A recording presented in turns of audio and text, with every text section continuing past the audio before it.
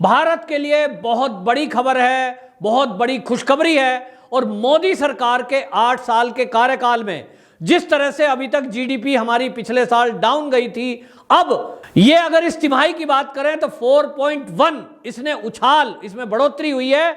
और आपको बात करूं 2020-21 की तो ये 6.6% थी, जो आज 21-22 में ये बढ़कर के 8.7% हो गई है।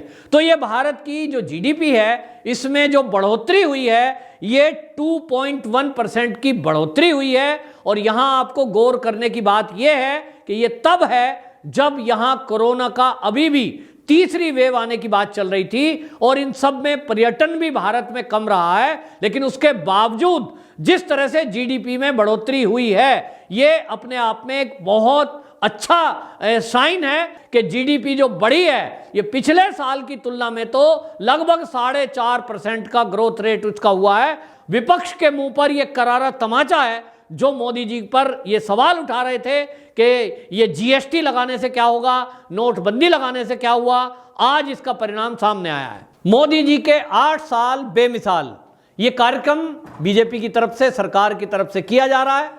पूरे देश में भारतीय जनता पार्टी ये बताने की कोशिश कर रही है कि केंद्र में जो उनकी सरकार चल रही है उसके चलते किस तरह से भारत उन्नति कर रहा है, हर क्षेत्र में तरक्की कर रहा है। और वहीं अगर बात करें आर्थिक उन्नति की तो अब कुछ ही दिनों में चीन को भी पछाड़ने की तैयारी भारत की है। जी हां, अगर बात करें जीडीपी की तो आज जीडीपी को लेकर चर्चा है कि जो मोदी जी ने एक लक्ष्य सेट किया है $5 ट्रिलियन इकोनॉमी इस भारत को बनाने का, उसकी तरफ भारत तेजी से बढ़ता हुआ दिखाई दे रहा है। और इसीलिए अभी आपको बताएं जो अभी तिमाही रिजल्ट आए हैं 2021-22 के, इसके अनुसार जिस तरह से ग्रोथ रेट एकदम बढ़ा है उससे जो आर्थिक पंडित हैं, जो आर्थिक सलाहकार हैं आर्थिक मामलों के, उनका कहना है कि मोदी जी ने जो गोल सेट किया है $5 ट्रिलियन इकोनॉमी बनाने का देश को 2024 के लोकसभा चुनाव के पहले, ये कहा जा रहा है कि निश्चित रूप से भारत उस लक्ष्य को प्राप्त कर लेगा। और इसके पीछे जो तर्क है वो कोई हवा में बात नहीं है, उसके पीछे बाकायदा तथ्य हैं, उसके पीछे बाकायदा सबूत हैं। और वो ये कि आज जब मैं बात कर रहा हूं, आज 2022 में अगर आप मई महीने तक की बात करें तो आज $3 ट्रिलियन इकोनॉमी भारत बन चुका है। तो ये वो सपना साकार हुआ है जिसको लोग मजाक बना रहे थे। आपने देखा राहुल गांधी के बयान, वो जीएसटी को गब्बर सिंह टैक्स बता रहे थे।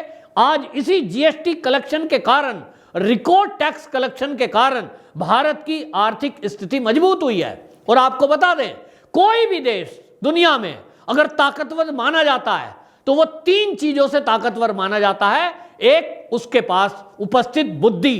तो भारत में अगर बुद्धि की बात करें तो आज के समय में भारत की जो 60% जनता है वो युवा है। और ये भारत का ब्रेन है जो दुनिया के कई देशों में जाकर अपना डंका बजा चुका है।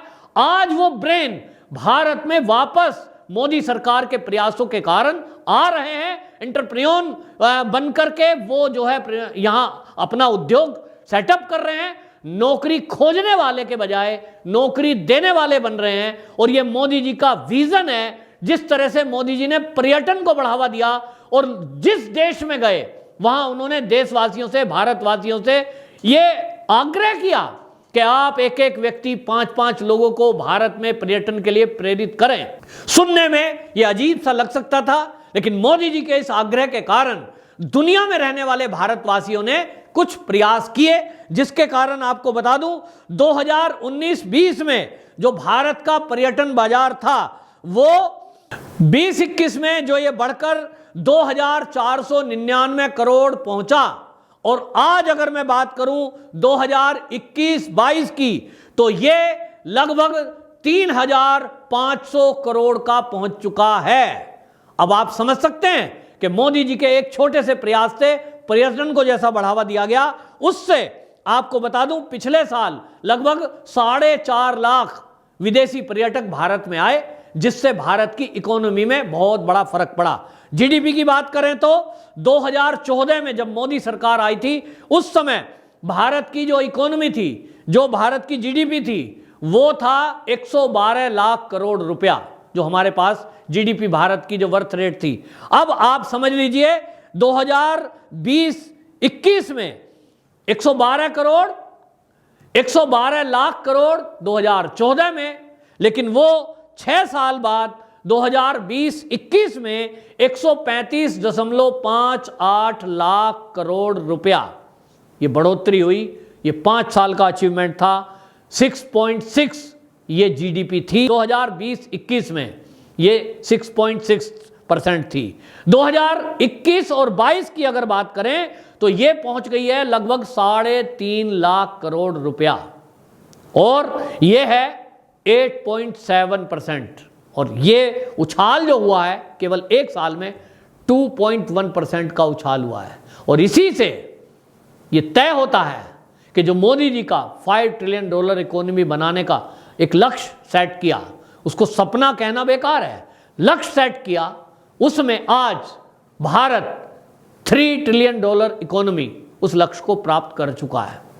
और ये तब हुआ है जब अभी हमने देखा जिस तरह से कोरोना का दौर पीछे गया, जिस तरह से और दूसरे वायरस आए, और इस सब में बहुत सारे प्रतिबंध पर्यटन क्षेत्र में लगे हुए थे, उद्योगों के क्षेत्र में लगे हुए थे, और इसी बीच में रूस और यूक्रेन का जो युद्ध हुआ है उससे भी भारत के बाजार पर फर्क पड़ा है। लेकिन इसके बावजूद ये $3 ट्रिलियन इकोनॉमी का लक्ष्य पार कर लिया है भारत सरकार ने।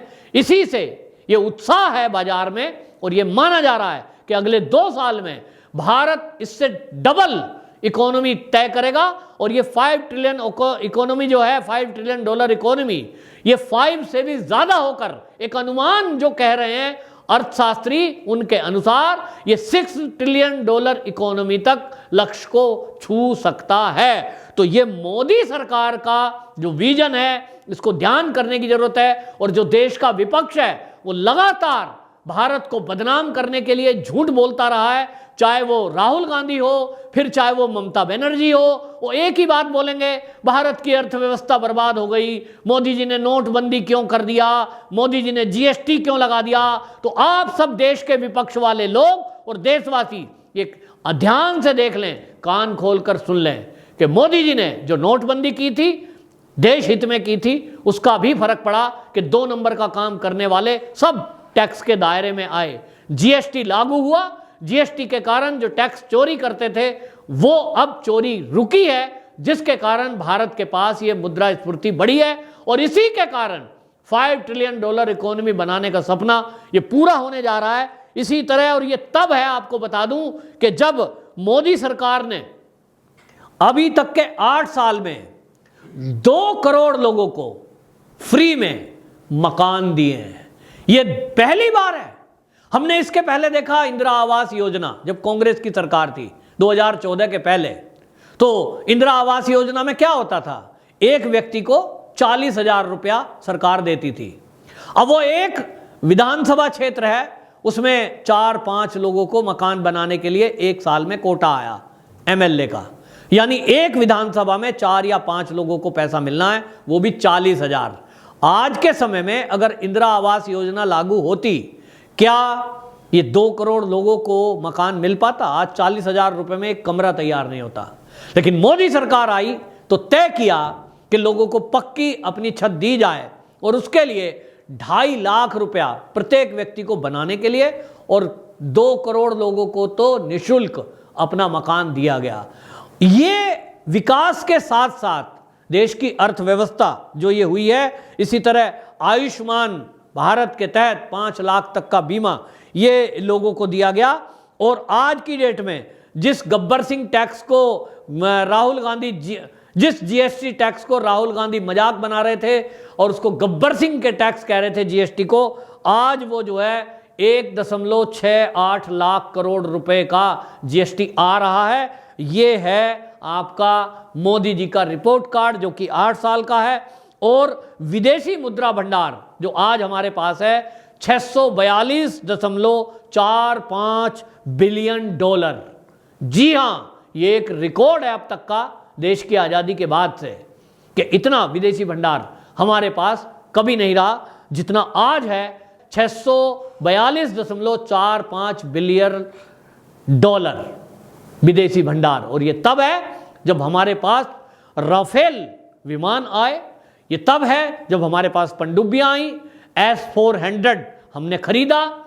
और आपको ये बता दूं कि जो देश हैं, कोई भी देश, उसकी जो ताकत है वो 3 आधार पर देखी जाती है, 3 चीजों से आंकी जाती है। एक है बुद्धि, एक है उसके पास पैसा और एक है उसका बल।